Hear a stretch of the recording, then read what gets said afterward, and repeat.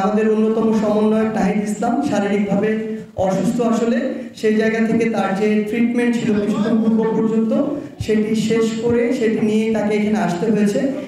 দেখুন, আমরা যখন আন্দোলনটি করছিলাম, এই আন্দোলনের শুরু থেকেই কিন্তু আমরা সরকারকে আহ্বান করছিলাম আমাদের সাথে একটি শান্তিপূর্ণ পরিবেশে আলোচনার মধ্যে দিয়ে সমস্যাটি সমাধান করার জন্য। আজকে এই যে তাণ্ডব হয়েছে, জ্বালাপোড়া হয়েছে, অগ্নিসংযোগ হয়েছে, সরকারি যানবাহনের যে ক্ষয়ক্ষতি হয়েছে, এটির দায়ভার সরকার এড়াতে পারেন না। কারণ আমরা সবসময় চেয়েছি শান্তিপূর্ণ সমাধান, কিন্তু শান্তিপূর্ণ সমাধান না করে আজকের এই পরিস্থিতিতে এই যে আমাদেরকে ফেলে দেওয়া হয়েছে, এই দায়ভার সরকারকে নিতে হবে। এই কারণে আমরা সরকারকে আহ্বান জানাবো যত দ্রুত সম্ভব এই যে ইন্টারনেট ডিজিটাল যে ক্র্যাকডাউনটি চালানো হয়েছে, এই ইন্টারনেট সংযোগটি আবার পুনর্বহাল করার জন্য।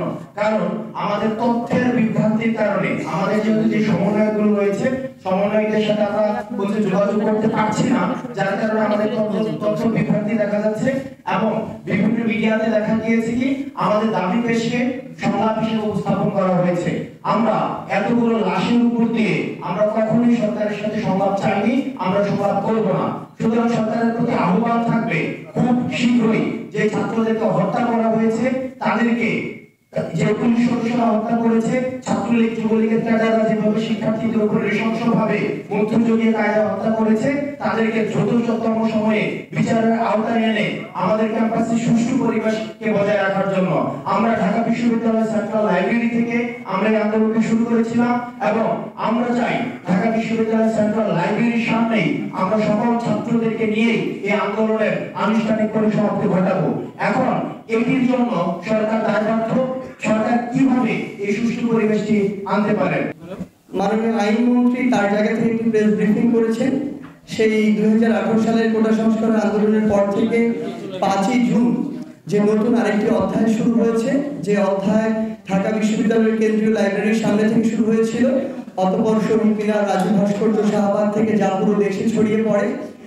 সেই জায়গায় এমন অসংখ্য ঘটনা হয়েছে যেগুলো কিছুগুলো প্রত্যাশিত থাকলেও এমন অনেক কিছু ছিল যেগুলো অপ্রত্যাশিত। সেই জায়গা থেকে আমরা সকলেই শারীরিক বা মানসিকভাবে একটি বিপর্যস্ত অবস্থায় রয়েছি। যারা জনগণ আমাদের সাথে নেমেছে, তাদের বক্তব্য, তাদের দাবি দেওয়া, তাদের যে মতামত, তার সুস্পষ্ট সমাধান এবং বিচার না হওয়া পর্যন্ত আমাদের আন্দোলন কিন্তু অব্যাহত থাকছে।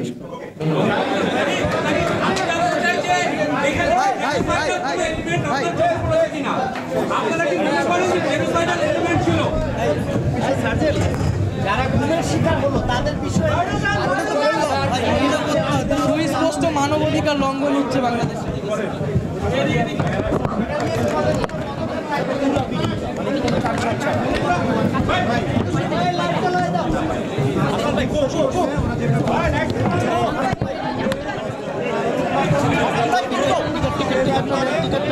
এরা যা বলছে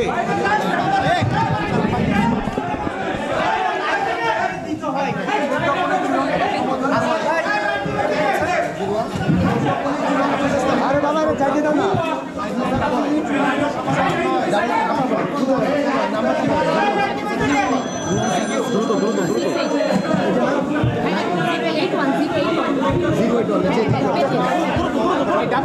ডাবল কি নাম্বারটা কি বলে?